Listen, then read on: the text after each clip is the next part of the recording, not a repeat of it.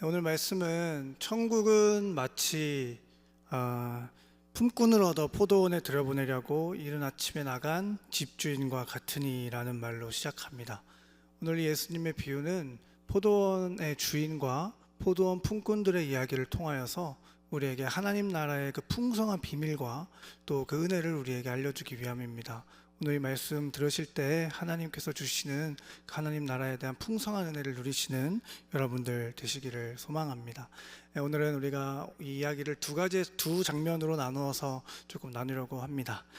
먼저 이 비유의 첫 번째 장면은 포도원의 주인이 일꾼들을 고용하는 장면입니다. 이 포도원 주인이 이제 인력센터에 가서 자신의 포도원을 위하여서 일할 일꾼들을 이렇게 픽업해서 오는 장면이 있습니다.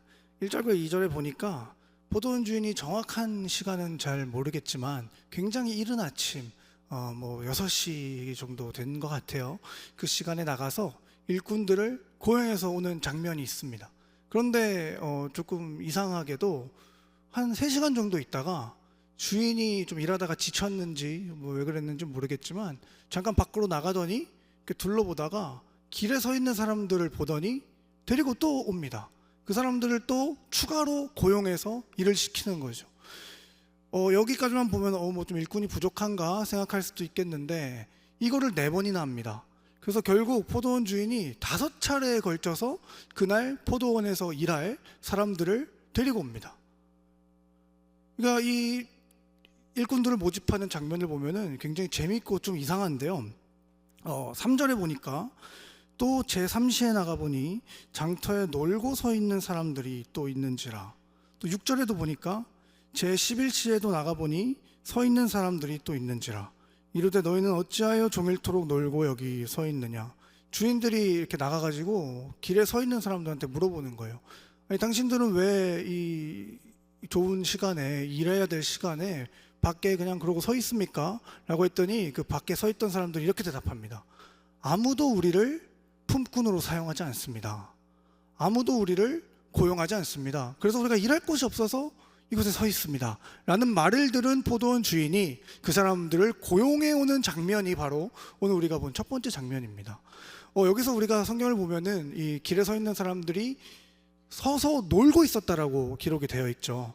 여기서 놀고 있었다라고 번역된 이 헬라어는 아르고스라는 이 단어인데 직역하면은 무익한, 쓸모없는, 게으른 이런 뜻을 가지고 있는 단어입니다.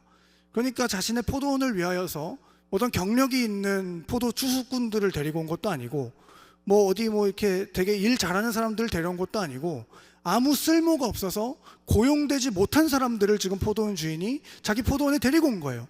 이거는 우리로서는 쉽게 이해할 수 없는 장면입니다. 요즘 기업이 얼마나 사람을 까다롭게 뽑습니까?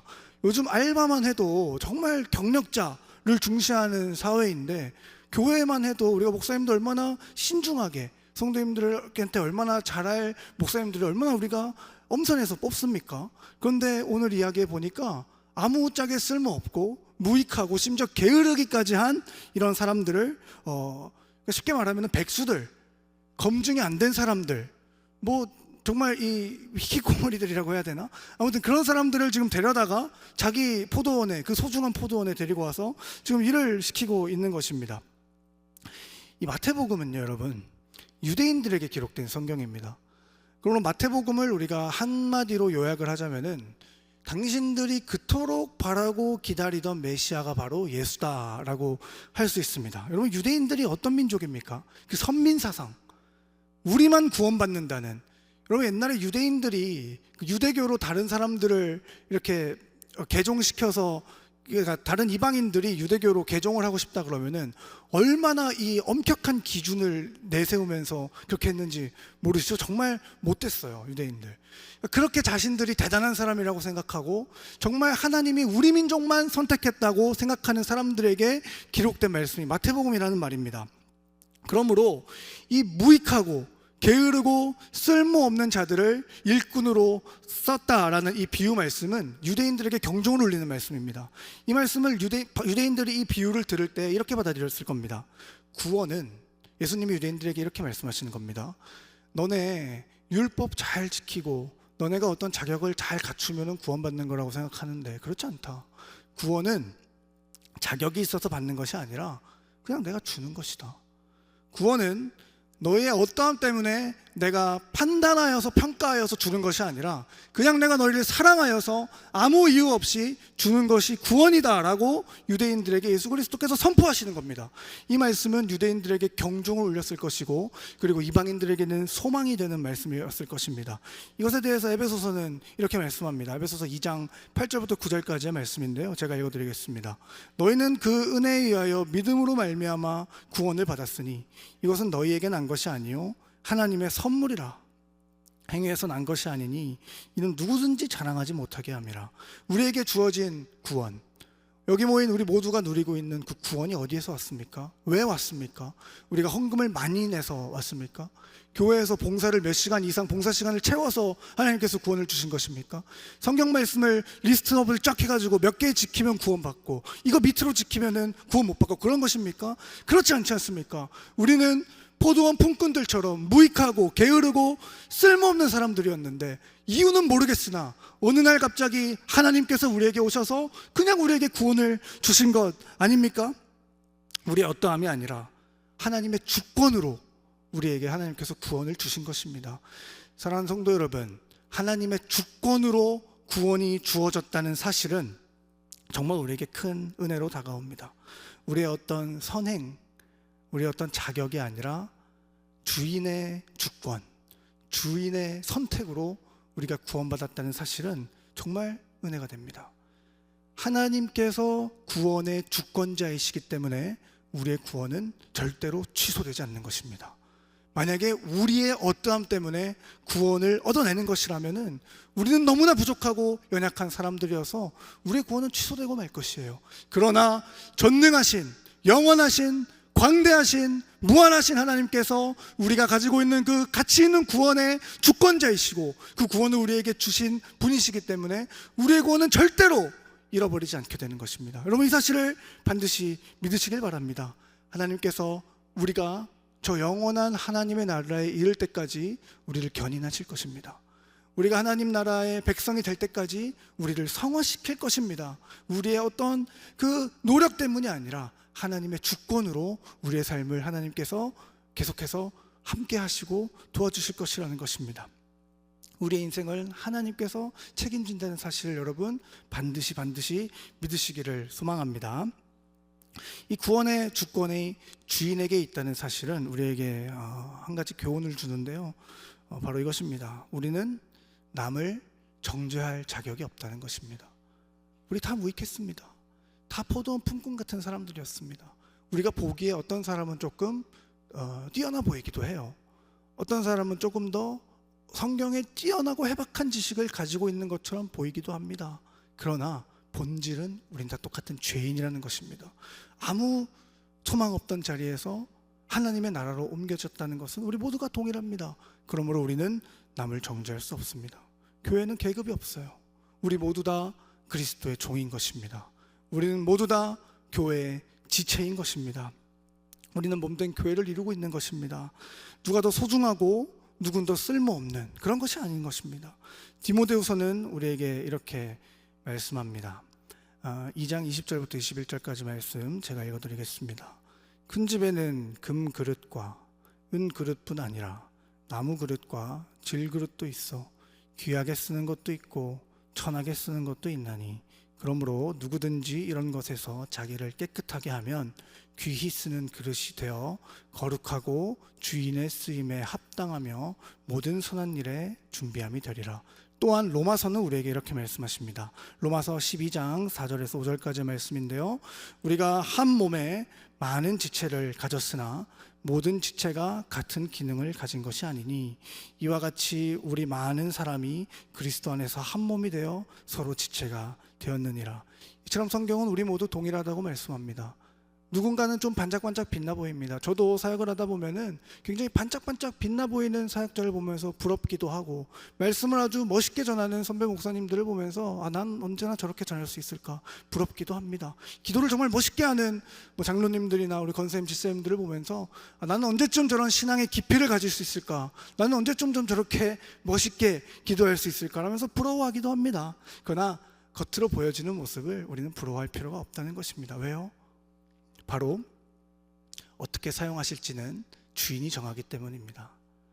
우리는 다 동일한 사람들인데, 우리는 다 포도원 품꾼 같은 인생들인데, 그냥 하나님께서 어떤 사람은 조금 귀히 쓰시기도 하시고, 어떤 사람들은 조금 우리가 볼 때는 부족해 보이나 하나님께서는 그 기뻐하시는 뜻대로 그 사람을 그렇게 쓰시기로 작정하셨기 때문에 우리 눈에는 그렇게 보일 수 있으나 하나님 나라의 시각으로 봤을 때는 우리 다 존귀한 사람들이라는 것입니다.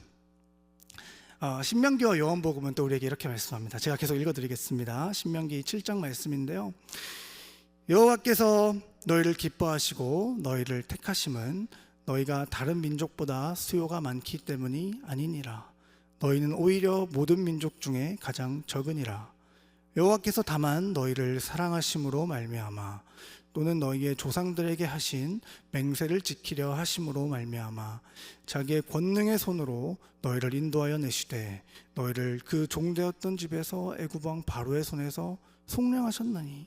요한복음은 또 이렇게 말씀하십니다. 너희가 나를 택한 것이 아니요 내가 너희를 택하여 세웠다. 나는 내가 특별해서 선택받았다고 생각했던 유대인들에게 성경은 그렇지 않다라고 이야기하는 것입니다.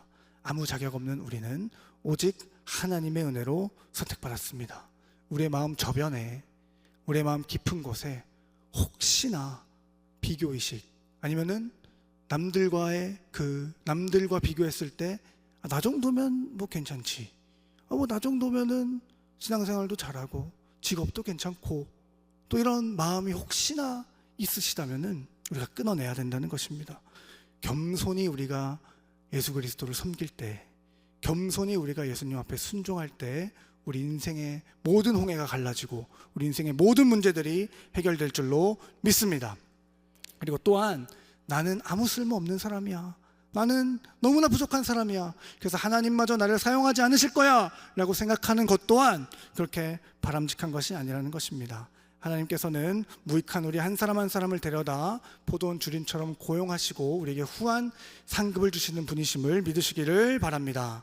우리가 이 첫 번째 장면을 통해서 알 수 있는 하나님 나라의 비밀은 구원은 자격이 있어서 얻는 것이 아니라 하나님의 주권, 그 전적인 은혜를 통하여서 받는 것이다 라는 것을 우리가 알 수 있습니다. 그렇다면 우리가 이 두 번째 장면을 통해서 알 수 있는 것은 무엇일까요? 두 번째 장면은 이 각각 다른 시간에 고용되어서 부름받은 이 일꾼들에게 각각의 일당을 지급하는 장면입니다. 이른 아침부터 몇 시인지 정확하게 모르겠지만 6시, 5시부터 나와서 일한 사람들이 있습니다. 또 어떤 사람은 9시에 불려 나와서 일하는 사람이 있습니다. 어떤 사람은 정오, 어떤 사람은 오후 3시, 어떤 사람은 5시에 불려 나와서 일을 했습니다. 그러면 여러분 상식적으로 일당을 다 똑같이 주는 게 맞나요? 아니면은 좀 이렇게 시간만큼 주는 게 맞나요? 사업자 입장에서도 일한 만큼 주는 게 그 사람한테도 맞는 거잖아요, 그렇죠? 그리고 당연히 먼저 나온 사람은 나는 좀 더 많이 받겠거니 라는 기대를 하는 것도 당연한 일 아니겠습니까? 그러나 주인은 공평하게 지급합니다. 똑같이 지급해요.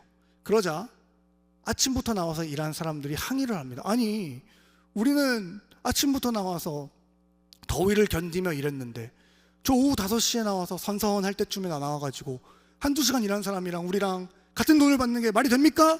라고 주인한테 따집니다. 그러자 주인이 말합니다. 당신은 나랑 한 데나리온 계약하지 않았느냐? 내가 내 거 가지고 똑같이 다 주겠다는데 당신이 도대체 무슨 상관입니까? 당신은 당신에게 주어진 일당이나 가지고 가십시오 라고 이야기합니다. 그리고는 모든 일꾼들에게 동일한 임금을 지불합니다.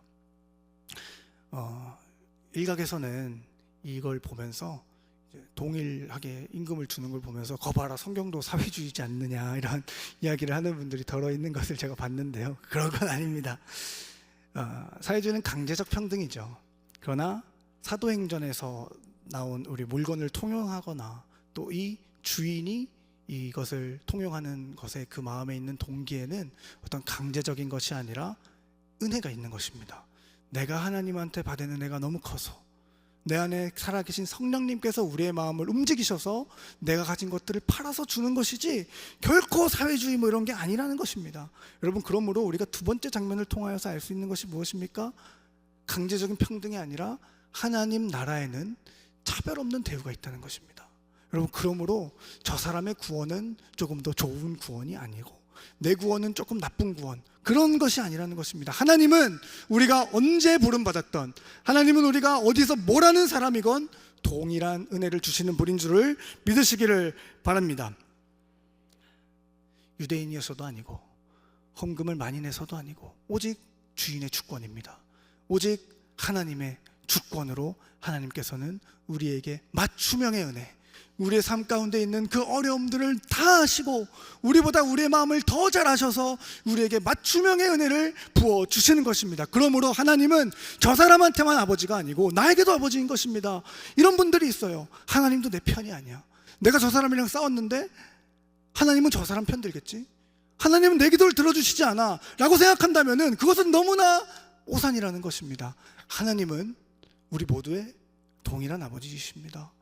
여러분들, 나보다 내 마음을 더 잘 아시는 그 하나님을 의지하시기 바랍니다. 우리 모두에게 동일하게 예수 그리스도의 핏값을 지불하시고 구원을 주신 그 예수 그리스도의 아버지이신 하나님을 우리가 믿음으로써 여러분들의 삶 가운데 풍성한 은혜를 누리시기를 간절히 소망하는 것입니다.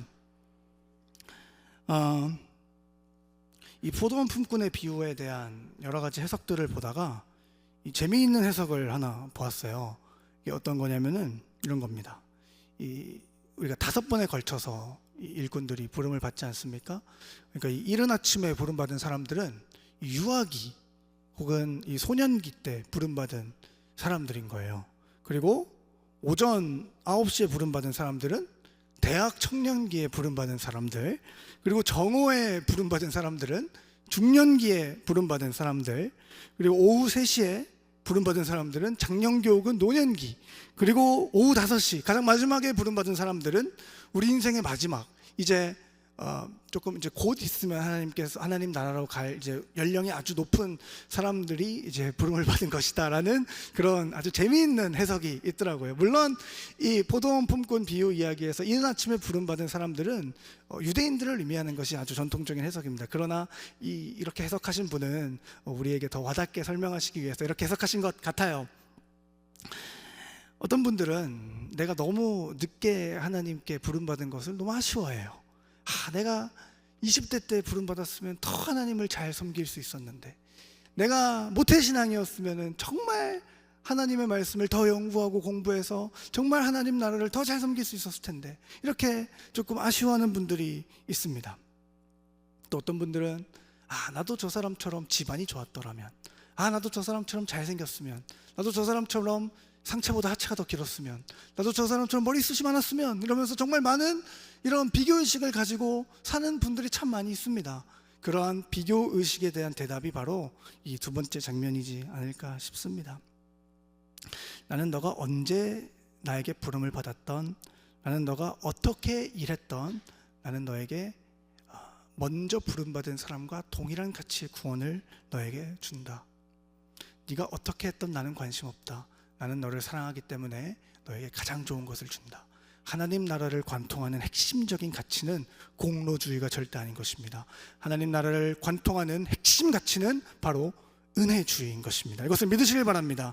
이렇듯 두 번째 장면은 우리에게 언제 부름을 받았는지는 중요하지 않다는 것을 알려줍니다.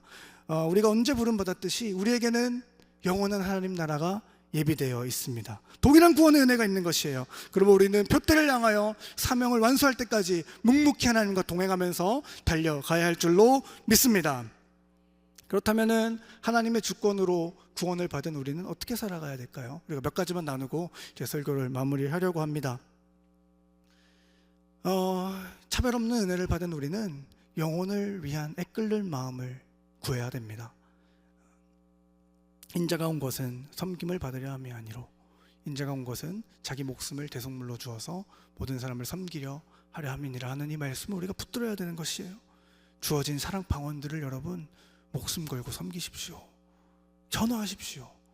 그리고 정말 그들을 위해서 기도하고 그들을 위해서 여러분의 시간과 물질을 허비하십시오. 그것이 바로 제자된 우리에게 하나님께서 우리 주 예수 그리스도께서 맡기신 가장 큰 사명인 줄로 믿습니다. 여러분들의 자녀들과 챙겨야 할 영혼들을 위해서 기도하십시오.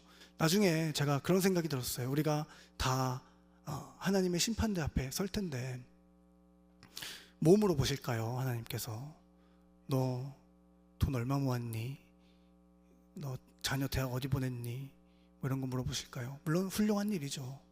그러나 우리가 하나님께 하나님 저 부동산도 많고요, 자녀는 서울대 보냈고요, 그래서 변호사 시켰고요, 이렇게 우리가 말씀한다면 하나님께서 박수 쳐주실 겁니다. 잘했다, 정말 수고했다, 그래 그렇게 내가 너에게 재산도 주고 그 좋은 머리도 줬는데 근데 너 내가 맡긴 영혼들한테는 어떻게 했니? 라고 예수님께서 반드시 물어보실 겁니다.